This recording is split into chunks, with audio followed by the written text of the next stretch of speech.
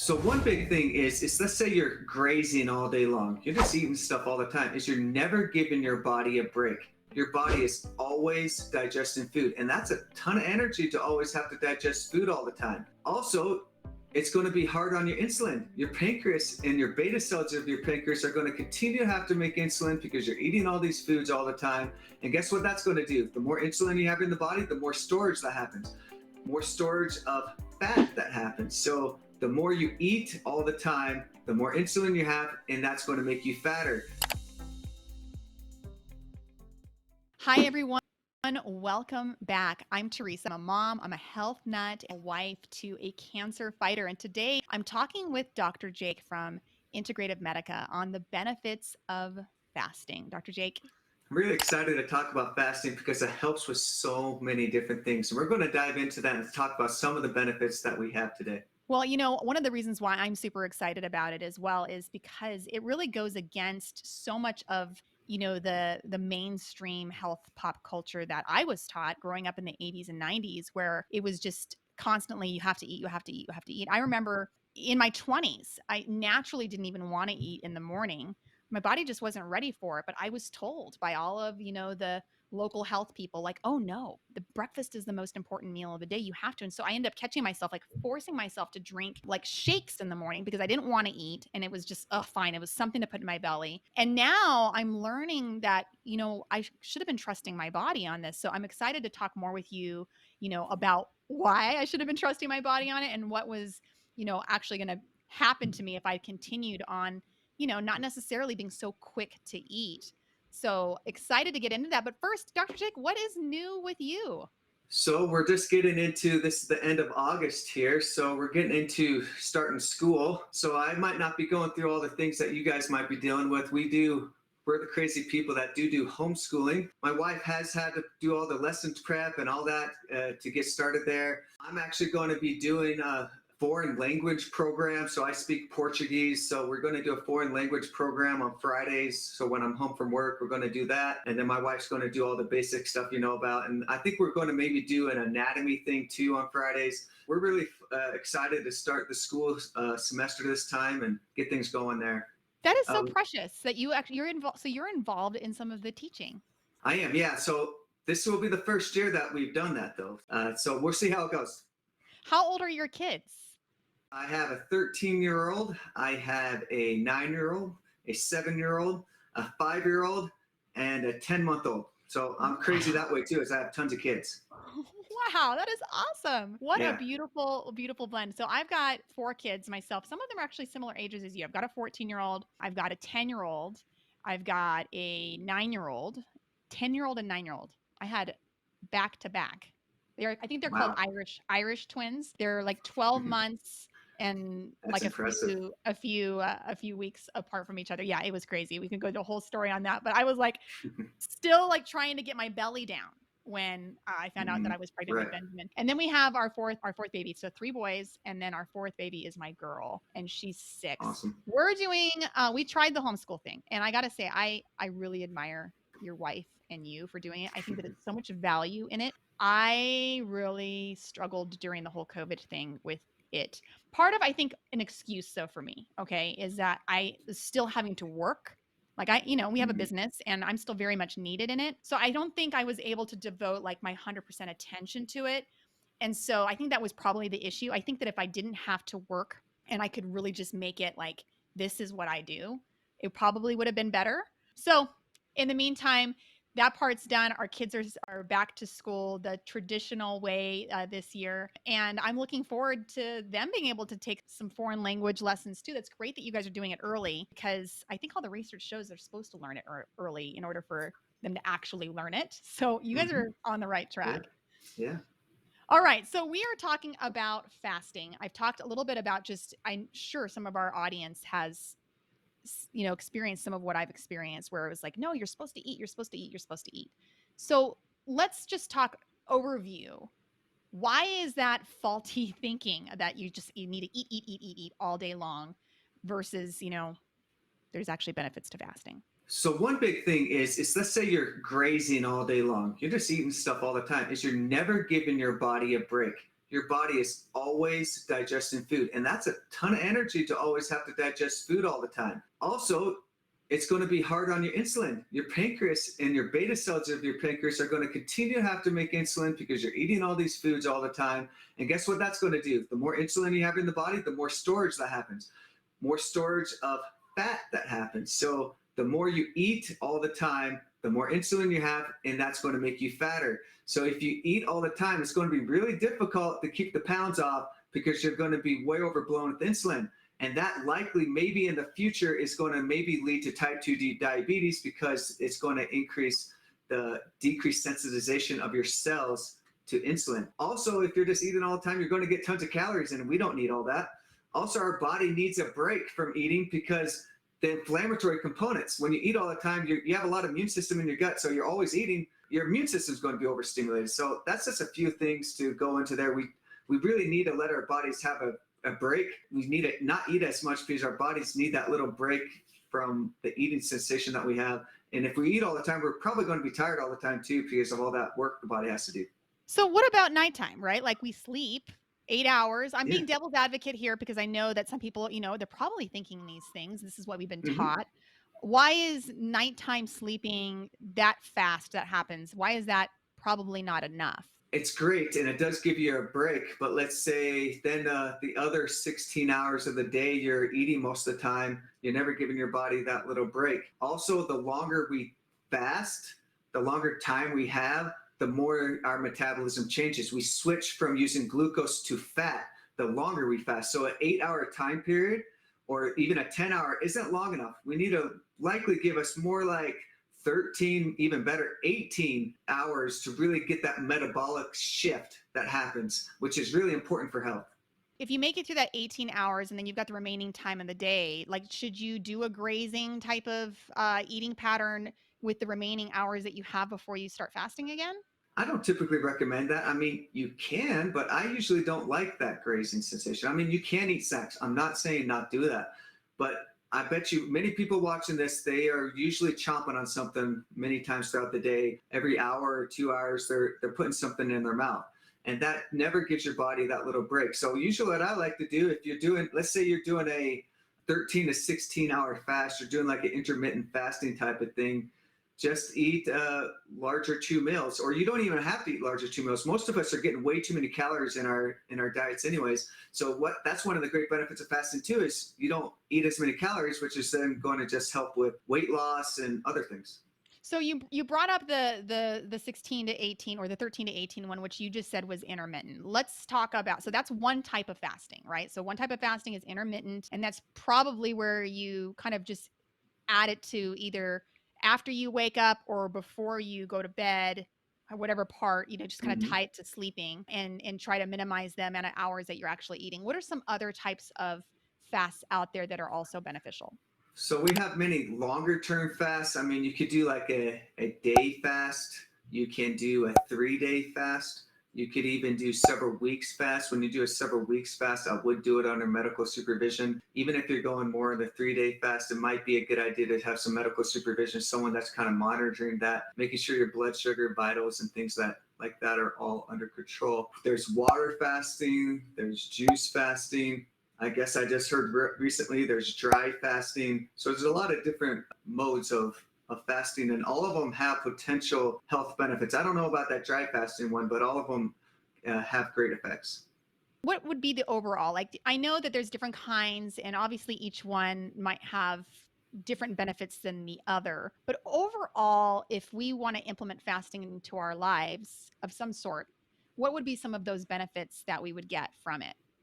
One of the biggest one I want to talk about is diabetes is a huge issue, right? So a lot of people are getting diabetes. Even young kids are starting to get diabetes. What is happening is our cells are becoming less sensitive to insulin. Insulin is what brings sugar inside our cells. So Nice we dog. need to get those. Yeah, that's my dog right there, guys. So sorry. But we need to get that sugar inside our cells. So when we eat all the time and we don't fast, is we're going to decrease that ability of the insulin to get in there. So when we do long-term fasting or even intermittent fasting, the study shows that it increases the sensitivity of our cells to insulin. So what that does is it decreases diabetes risk. It also helps with weight loss if you're able to balance out that insulin effect. So let's go into the weight loss effect. In research studies, we're seeing with intermittent fasting or every other day fasting or every 3-day fasting, we're seeing health benefits to help with weight loss. And one of the big reasons is the insulin modification, but also the decreased calories that people are eating. So it can help a great deal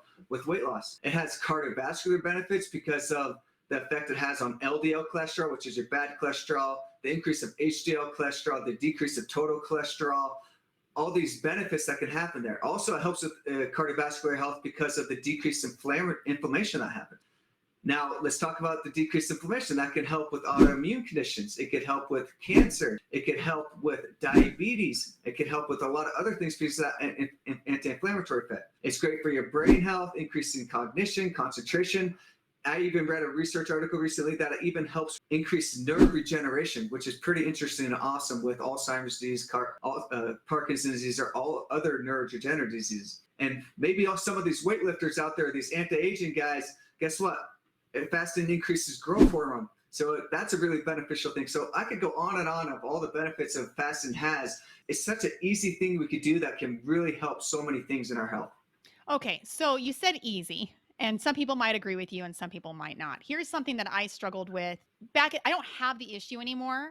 So I want to hear what you have to say, and then I can share if there was anything that's different than what I was doing that might be a little different. But some people get hangry, Dr. Jake. Yeah, I get Hangry. angry. Okay. So Talk to my wife about that. I get angry. so like people who tend to get hangry, like this might be a challenge for them to go this Hmm. extended amount of time without eating because now they're not feeling well. I know for me, when I would get hangry, I would get a little kind of dizzy. I'd have some difficult time thinking. I would definitely get irritable. And it was like, give me a Yeah. piece of string cheese like ASAP because I am going to bite someone's head off if I don't get food in my belly at this moment. How So does it's one deal definitely with that? some, How can yeah. someone minimize those hangry effects when they're fasting? So you really just need to get used to it. It takes time. In the very beginning of getting used to fasting, it's going to be difficult. When I say easy, usually I'm talking about the intermittent fasting or maybe the day fasting. When we get to the longer fasting, yeah, it's difficult. It takes a lot of self-control. Even intermittent fasting, day fasting does take a lot of control in the very beginning, but it's a progress and you get to learn there. And what I've noticed with hangry is I don't get as hangry as I used to. Is there's a big imbalance of how your body's using sugar and fat. So if you really put yourself on more of a higher fat diet and less of a carbohydrate diet, you're not going to get those hangry sensations as much. But the more you do a fasting, the less hangry you're going to get. You got to get your body used to not having food all the time. So the people that are going to get hangry are the people that probably are eating more often and not letting their bodies have a rest, and their bodies aren't used to it. They're addicted to food. So over time, you got to get your body used to not having that food source all the time. And also, if you start to switch your diet to lower carb, higher fat, and protein, you're probably going to not have that hangry as much when you do fasting also. Yeah, you hit the nail on the head for me as far as what helped me. Like I used to get hangry all the time. I'm not sure if I was officially diagnosed with hypoglycemia, which is really I Hmm. think the official like what's actually happening to you when you're going through that. You'd have like a hypoglycemic attack. But my mom had it. I would get it a lot. And one of the things that really helped me is exactly what you're saying is I learned like if I have cereal for breakfast, if I have Hmm. a fruit smoothie, I mean, give it like 3 hours. I might feel good at first, but 3 hours later, I'm having a hypoglycemic attack. And so I found that for me, I've been able to transition to longer stretches of time without eating by making sure to have more fats and more protein and less of those carbs in my diet. That has helped me so Hmm. much. Yeah. So, looking at the different types of fasts that are out there, we've talked about, the overall benefits. We've talked about, a couple of the different kinds, and we talked about one ailment and specifically was, with diabetes and so forth. For the average person, okay, the average person who doesn't have diabetes, but they want to have, some of the health benefits that can come with fasting, what would you recommend? How often should one fast? What kind of fast might the average person want to implement as a part of a lifestyle for them? I think the easiest one to start implementing into like a general lifestyle is intermittent fasting. And we keep on getting more and more research on intermittent fasting. And it's the easiest one to do is you're only fasting for even some research is even 12 hours. But think about it. A lot of us aren't getting close to that. We eat something right before we go to bed. We want a little bit of a snack, and then we're eating early in the morning. So many times we're only getting maybe 9, 10 hours fast, if that, when we're doing that. So intermittent fasting's 12 to 18 hours per day. You're staying away from food. So this is a really easy way for people to do that. Just you eat dinner and then you don't eat breakfast till a little bit later in the day. And that tends to be very easy for people. And people feel really good when they do that. So what about the other ones? So like you talked about, maybe doing a 1 day fast or a 3 day fast. Mhm. What would be why might someone want to do one of those? There's research on all of them. So there's research on the 1 day fast, 3 day fast, intermittent fasting, etc. And the research has shown benefits for all of it. And the research is just catching up, so we don't really know yet. But longer fasting, I would do if I had more chronic illnesses, or if I just want to periodically do like a fast, seasonal fast for like 3 days or something. That can totally reset the body. So if you want to like reset your body and reset the inflammatory response or totally reset your metabolism, the longer the fast, the more it's going to do that. So like, let's say if you have an autoimmune condition or you have cancer or if you have other chronic health effects, longer fasting probably would be best to kind of give that body a whole break, totally switch that immune system around and the whole metabolism that's going on when you do that. So that's kind of what I recommend. Longer fast if you have chronic illnesses. You can do it if you're not chronically ill. It does still have health benefits. But when I'm looking at the research, intermittent fasting has great health benefits too. For the average individual, that's what the fast I usually recommend. So as far as the longer ones, you said the word seasonally. So do you mean like, like Yeah, one time in the spring, one time in the yeah, summer, one time in the winter mhm, kind of a thing? Or what do yeah, you mean by that? yeah. It kind of you let your body have a little break 4 times throughout the year. So you're kind of resetting your metabolism, resetting your immune system 4 times throughout the year. And it can make you feel really good and help prevent diseases in the future by doing that. So what about juice fasting? I mean, I was seeing that a while and now I'm not really seeing people talk about it as much. But is there a benefit for doing that instead of just a water fast?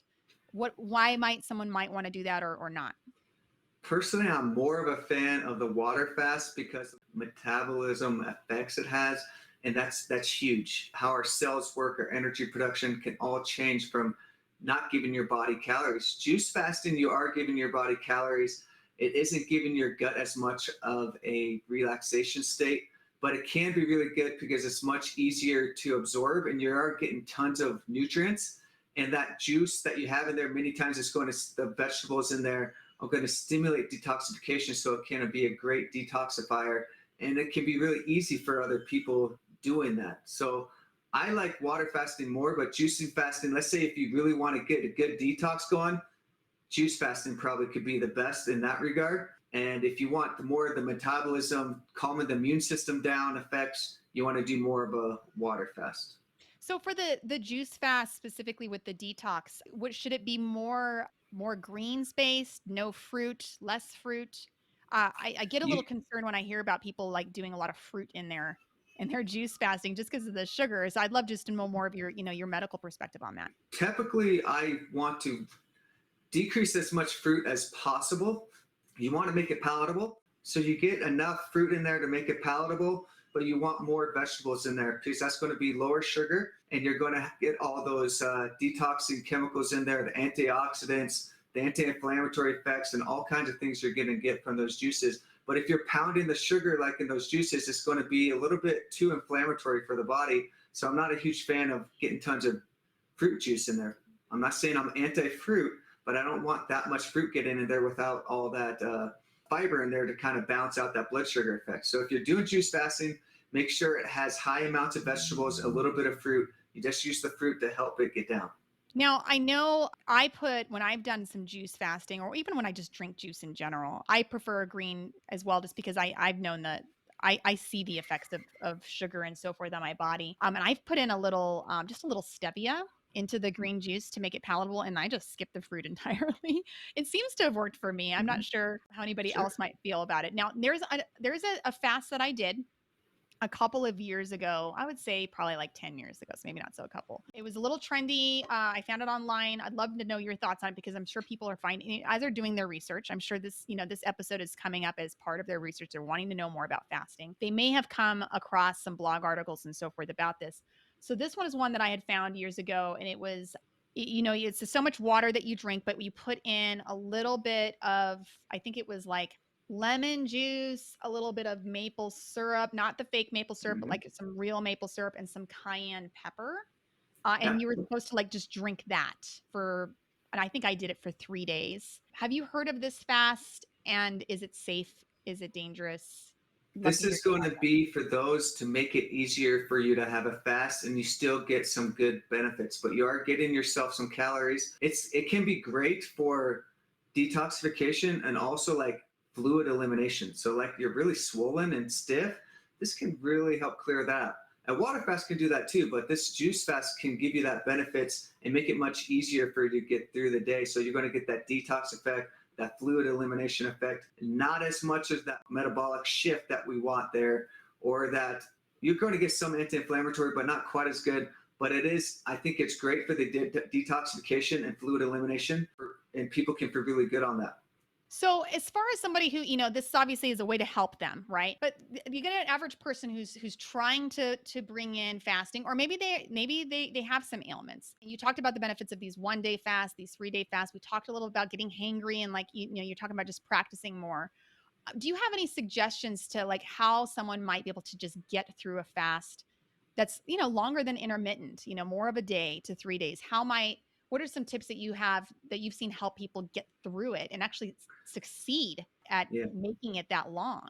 So make sure prior to your fast that you are getting it, that you are eating enough and you're getting a good amount of fat in before. That will make it easier so you're not going to have those blood sugar crashes. So if you got your body used to this, depending on sugar a lot, you're going to get hungry in the very beginning because your body's used to having that sugar and that quick energy. One big thing too is you want to make sure that you're well planned and you're ready to go and you have things to do.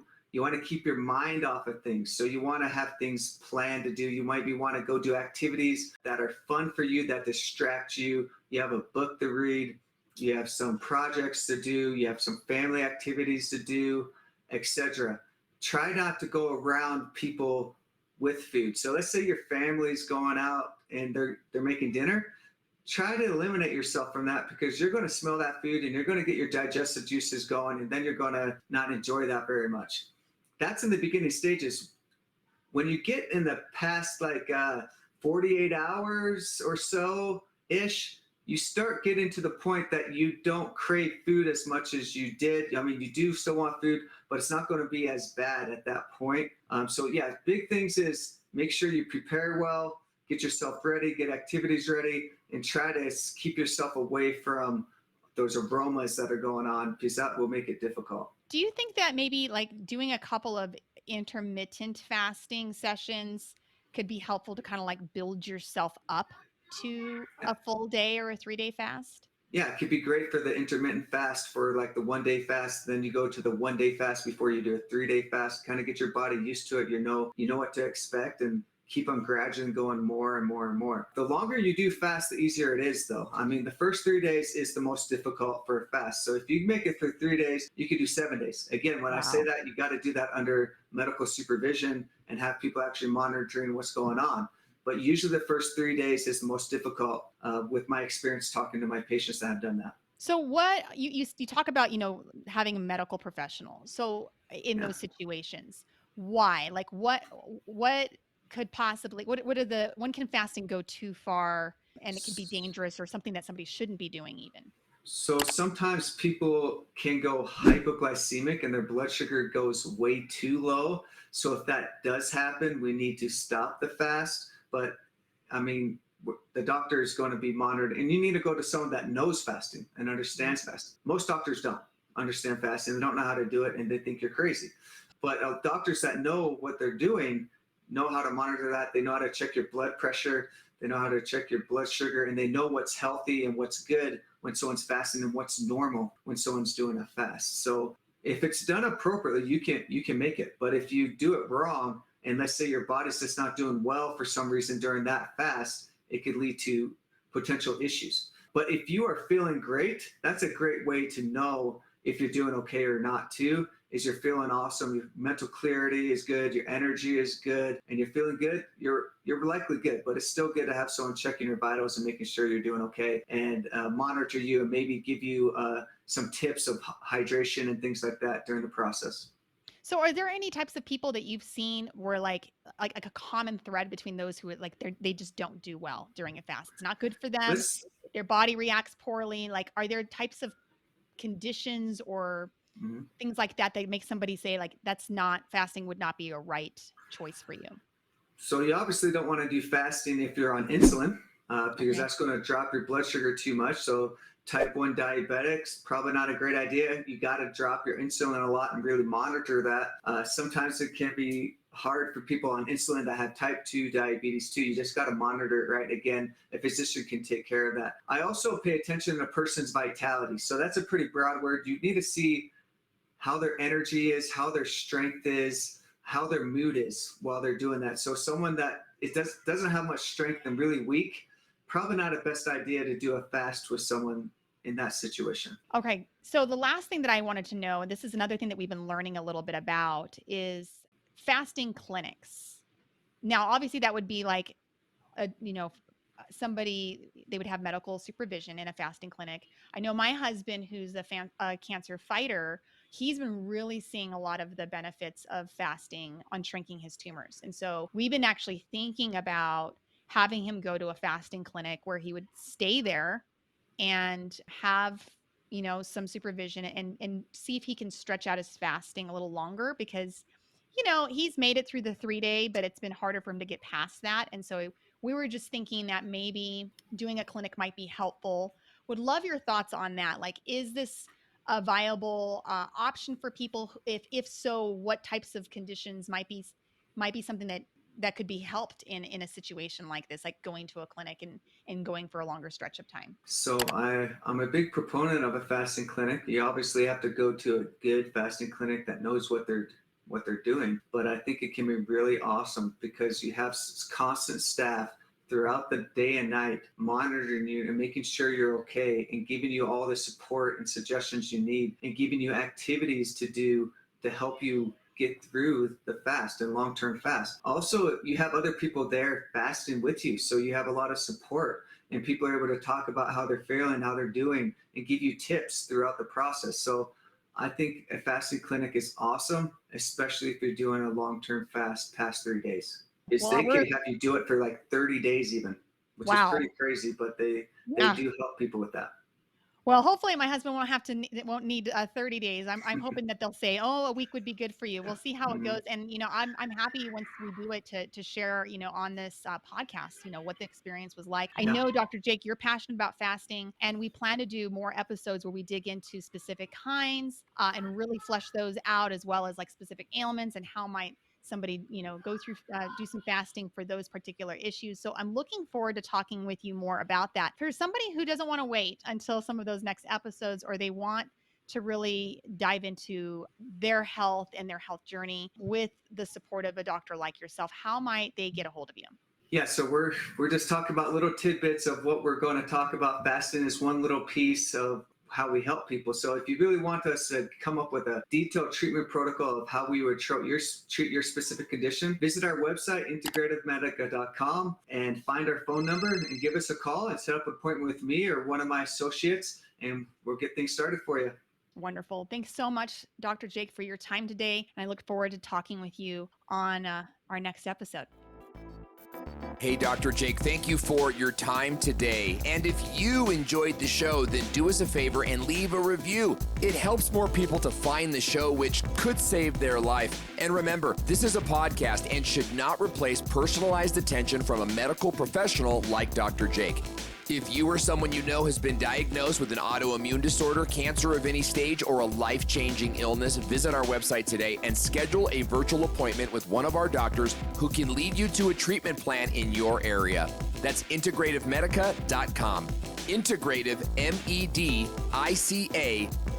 Thank you for listening to the Integrative Medica podcast with Dr. Jake. To hear past episodes and get alerts for the future, subscribe to us on your favorite podcasting platform and be sure to follow us on YouTube as well. Just search for Integrative Medica with Dr. Jake.